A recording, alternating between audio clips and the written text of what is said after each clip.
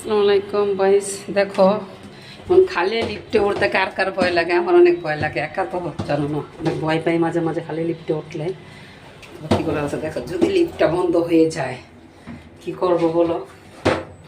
বুঝছো, মাঝে মাঝে এমন খালি লিফটে উঠলে অনেক ভয় লাগে। কিন্তু যদি লিফটটা আসলে হঠাৎ করে যদি বন্ধ হয়ে যায় কি করবো জানি না, আল্লাহ জানে।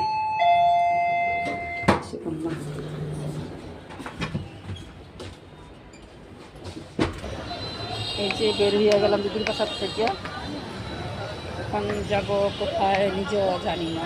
গ্রামে তো অনেক কোনোখানে অবশ্যই, তো বলতে পারি না। দেখি কোথায় যাওয়া যায়, একটু হাঁটতে যাইতে হইব। রাস্তাঘাটে এত বিষ, সম্ভব হয়ে জায়গা।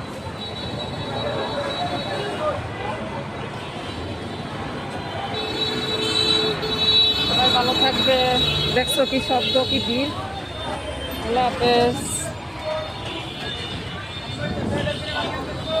দিদির বাসা থেকে আমার বাসা বেশি দূর না।